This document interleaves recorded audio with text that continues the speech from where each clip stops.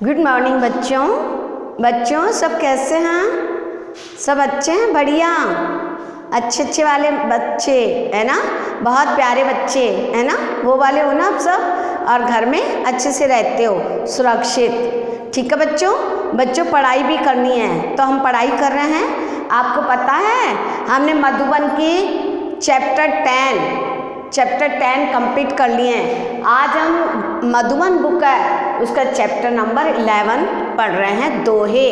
क्या पढ़ रहे हैं बच्चों? दोहे।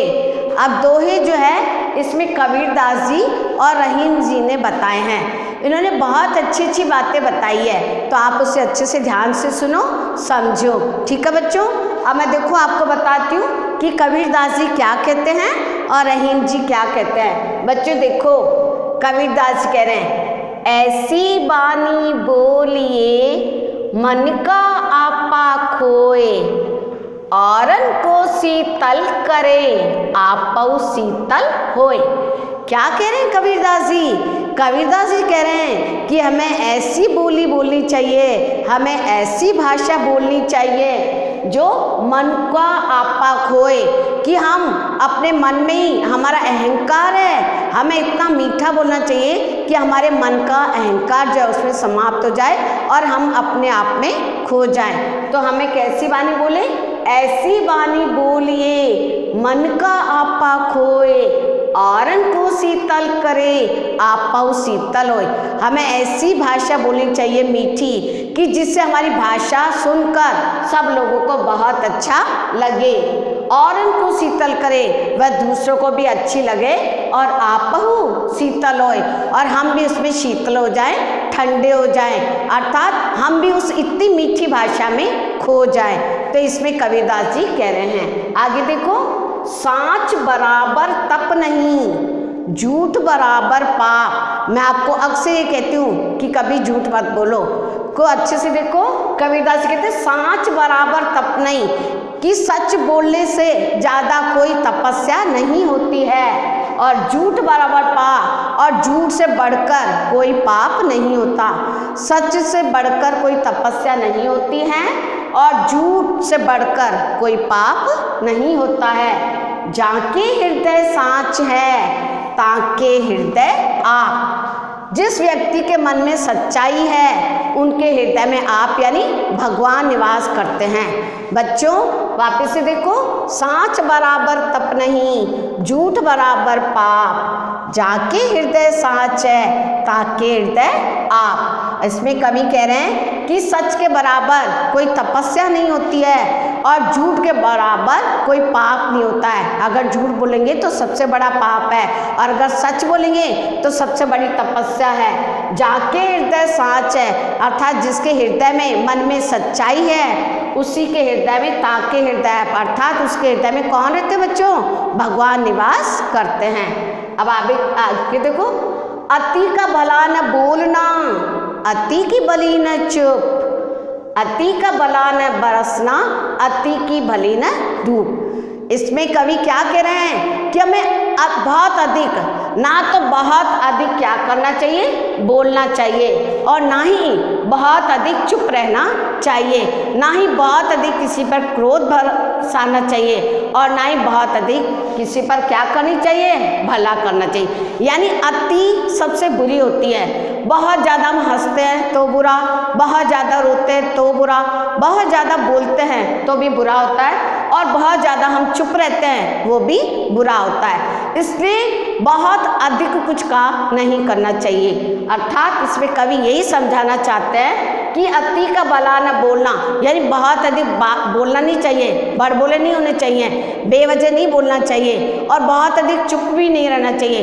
क्योंकि जो बात हमारे मन में है उसे बोलनी चाहिए। ठीक है, और अति का भला न बरसना, और बहुत अधिक बरसात भी अच्छी नहीं होती है, बरसना भी अच्छा नहीं होता है, और बहुत अधिक धूप भी अच्छी नहीं होती है। ठीक है बच्चों, आगे देखो। अब इसमें देखो क्या कह रहे हैं कबीरदास जी, कितना अच्छी बात बता रहे हैं। गुरु गोविंद दऊ खड़े काके लागू पाए, बलिहारी गुरु आपने गोविंद दियो बताए। क्या कह रहे हैं कबीरदास जी? कबीरदास जी कह रहे मेरे सामने मेरे गुरु जी और भगवान जी दोनों खड़े हैं। कौन कौन खड़े हैं? कबीरदास जी कह रहे हैं मेरे सामने मेरे गुरु जी और भगवान जी दोनों खड़े हैं। तो कबीर मन में सोचते हैं कि काके लागू पाए, तो मैं पहले किसके पैर छूऊं? पाए यानी पैर, तो मैं पहले किसके पैर छूऊं? फिर अपने मन में कहते हैं, सोचते हैं कि बलिहारी गुरु आपने गोविंद दियो बताए। कबीरदास जी कहते हैं कि मेरे सामने गुरु और भगवान, गुरु और गोविंद अर्थात मेरे गुरु जी और भगवान जी दोनों ही खड़े हैं, मुझे किसके पैर छूने चाहिए? फिर वो सोचते हैं कि सबसे पहले मुझे गुरु के पैर छूने चाहिए। क्यों? क्योंकि गुरु ने ही मुझे भगवान का रास्ता बताया है। तो गोविंद दियो बताए, तो भगवान से मुझे किससे मिलाया है? गुरु ने मिलाया है, इसलिए मुझे पहले किसके पैर छूने चाहिए? भगवान के। बात समझ में आई बच्चों आपको? अब मैं देखो आगे बोलती हूँ अच्छे से।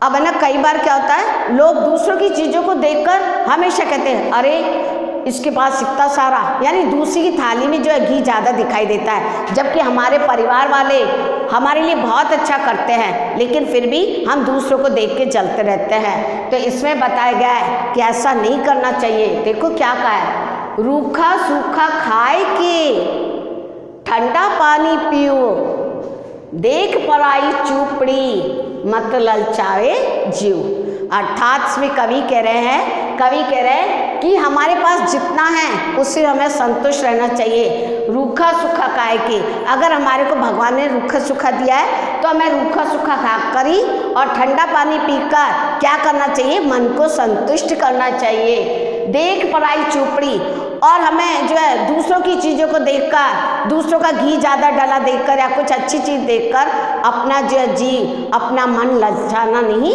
चाहिए। अपना मन ललचाना नहीं चाहिए, हमें लालच नहीं करनी चाहिए, क्योंकि हमें भगवान ने जितना दिया है उसी में हमें संतुष्ट रहना चाहिए। हमें बहुत कुछ दिया है भगवान ने, हमें उस पर संतुष्ट रहना चाहिए। दूसरों की चीज़ों को देखकर हमें ललचाना नहीं चाहिए, मन को अपने दुखी नहीं करना चाहिए।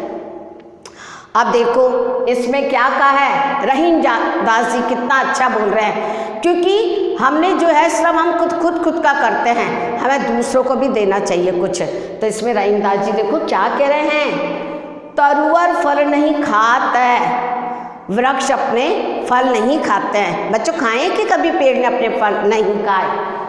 सरवर पिहई न पान, और तालाब कभी अपना पानी नहीं पीता है। अच्छे से देखो, सरवर फल नहीं खाते है, सॉरी तरवर फल नहीं खात है, सरवर पिहई न पान। जिस प्रकार पेड़ अपने फल नहीं खाते हैं और तालाब कभी अपना पानी नहीं पीता है, कहीं रहीम पर काज हित संपत्ति सच्चाई सुजान।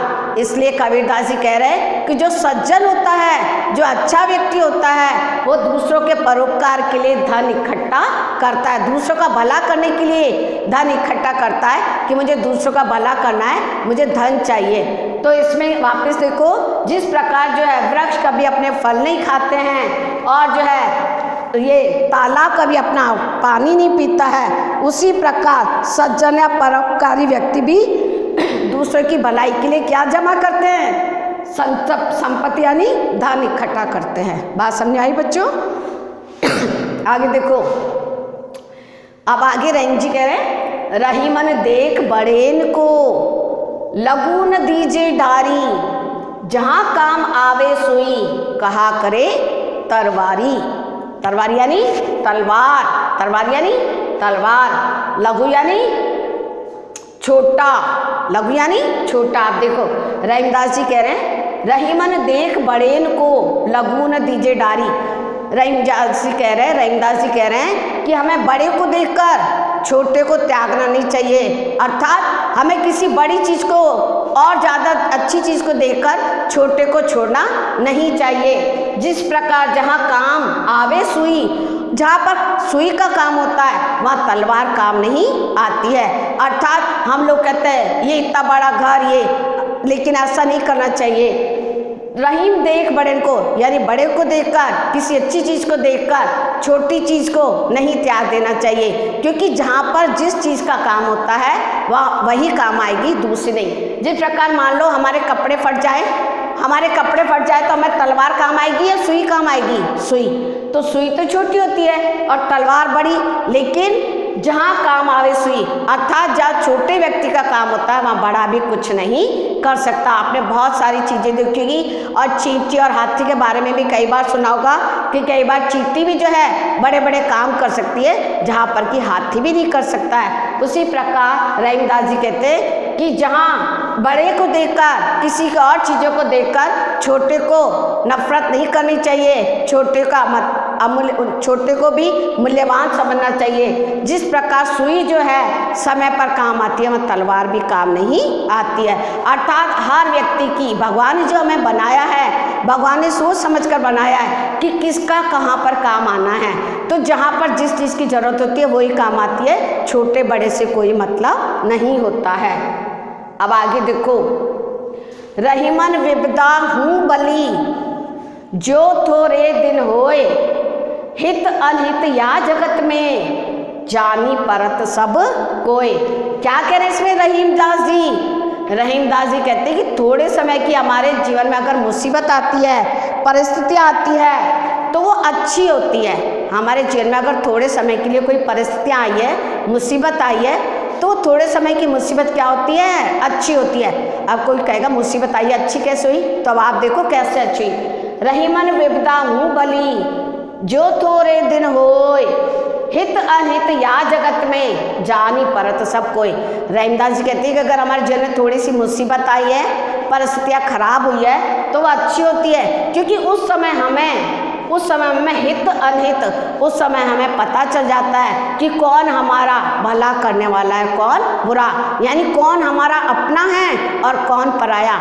ऐसे तो सब कहते हैं हम आपके अपने हैं, हम आपके अपने हैं, लेकिन हमें कब पता चलता है कि कौन वास्तव में हमारा है? जब हमारे जीवन में विपदा आती है और वो हमारी मदद करता है। जो हमारी मदद करता है वही वास्तव में हमारा अपना होता है। तो आगे वापिस से देखो, रहीमन विपदा हूँ बली, जो थोड़े दिन होए। रहीमदास जी कहते हैं अगर जीवन में कभी मुसीबत आती है, थोड़े समय के लिए विपदा आती है, परेशानी आती है, तो उस समय हमें अपने और पराये का भेद पता चल जाता है कि कौन वास्तव में हमारा अपना है और कौन पराया।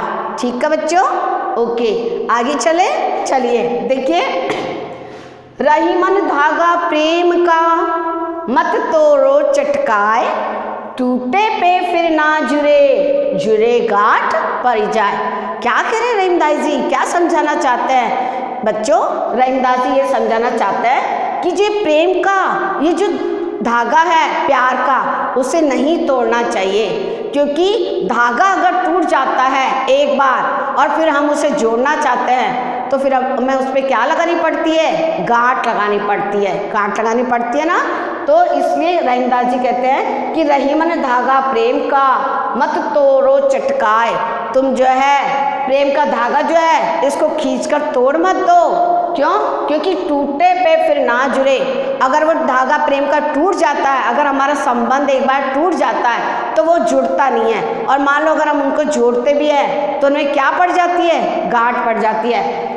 बच्चों कई बार क्या होता है, हम भाई बहन आपस में, हम रिश्तेदारों में लड़ाई कर लेते हैं और जो है हमारे रिश्ते टूट जाते हैं, और हमारा वो संबंध जब एक बार टूट जाता है तो फिर जुड़ता नहीं है। और मान लो जुड़ भी जाए, कोई जोड़ भी दे, तो फिर भी उसमें थोड़ा बहुत तो मन में खटास रहती है। तो उसी प्रकार रहीम जी कहते हैं कि प्रेम का धागा, हमारे जीवन में जो प्यार का धागा है, इसको बनाए रखो, इसको तोड़ो नहीं नफरत से। अगर वो एक बार टूट जाता है तो जुड़ता नहीं है, और अगर जुड़ जाता है तो उससे जीवन भर क्या पड़ जाती है बच्चों?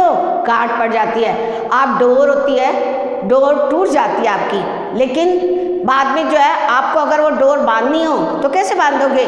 गांठ लगानी पड़ेगी। तो उस गांठ से, तो रहीम जी कहते हैं कि ऐसा नहीं होना चाहिए, क्योंकि अगर गांठ बांधनी पड़ती तो वो वास्तव वाला रिश्ता नहीं कहलाता है। ठीक है बच्चों, मैंने आपको एक बार सारा बता दिया। ये कबीरदास जी के, मैंने एक बार फटाफट आपको फिर बोल देती हूँ कि कबीरदास जी कहते हैं कि हमें ऐसी मीठी वाणी बोलनी चाहिए जिससे जो है वो औरों को भी अच्छी लगे और हमारे मन को भी हमें अच्छी लगे, हमारा अहंकार सब कुछ खत्म हो जाए। हमें ऐसी मीठी वाणी बोलनी चाहिए। आगे कवि कह रहे हैं कि यानी सत्य बराबर तो कोई तपस्या नहीं होती है, झूठ के बराबर कोई पाप नहीं होता है। जिसको जो सच बोलता है उनके हृदय में भगवान निवास करते हैं। आगे कह रहे हैं कि हमें कभी बहुत अधिक, हर चीज़ की अति नहीं होनी चाहिए, यानी ना तो अधिक बोलना चाहिए, ना अधिक चुप रहना चाहिए, ना अधिक बरसना चाहिए और ना अधिक धूप। गुरु गोविंद, आगे कवि कह रहा है कि मेरे आगे गुरु और गोविंद जी दोनों खड़े हैं, मैं किसकी पैर छूऊं। फिर खुद स्वयं कहते हैं कि मुझे तो गुरु ने भगवान का रास्ता बताया है, इसलिए मुझे सबसे पहले किसके पैर छूने चाहिए बच्चों, गुरु के। आगे कह रहे हैं कि हमें दूसरों की चीज़ों को देखकर खुद की चीज़ों को से नफरत नहीं करनी चाहिए, त्यागना नहीं चाहिए। अगर भगवान हमें रूखा सूखा दिया है तो हमें रूखा सूखा खाकर और ठंडा पानी पीकर अपने मन को संतुष्ट करना चाहिए, क्योंकि दूसरों की चीज़ों को देखेंगे हम तो वो हमें देंगे थोड़ी, तो इसलिए दूसरों की चीज़ों को देखकर अपना मन, अपने जो है अपने मन को ललचाना नहीं चाहिए, अपने मन को संतुष्ट रखना चाहिए अपनी चीज़ों को ही देखकर। और उसी प्रकार कवि कह रहे हैं कि जैसे वृक्ष जो है अपने कभी फल नहीं खाते हैं और तालाब कभी अपना पानी नहीं पीता है, उसी प्रकार परोपकारी और भला व्यक्ति जो होता है वो दूसरों को देने के लिए धन संचय करता है, इकट्ठा करता है। आगे कह रहे हैं कि रविदास जी कह रहे हैं कि बड़े को देखकर छोटे को नहीं छोड़ देना चाहिए, छोटे को त्यागना नहीं चाहिए, क्योंकि जहाँ पर छोटा काम आता है वहाँ बड़ा भी कुछ नहीं कर सकता। जैसे कि सुई जहाँ पर काम आती है वहाँ तलवार का काम नहीं होता है। आगे रहीमन कहते हैं कि थोड़े समय हमारे जीवन में अगर विपदा आती है, मुसीबतें आती है तो वो अच्छी होती है, क्योंकि उस समय हमें अपने और पराये का भेद पता चल जाता है कि कौन वास्तव में हमारा अपना है और कौन पराया।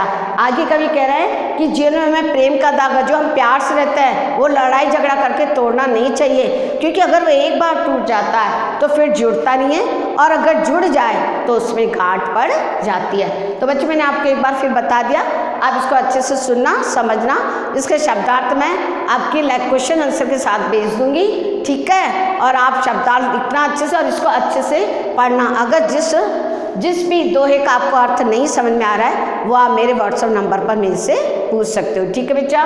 ओके, थैंक यू, अच्छे से रहो, खुश रहो और पढ़ाई करो। Okay, thank you.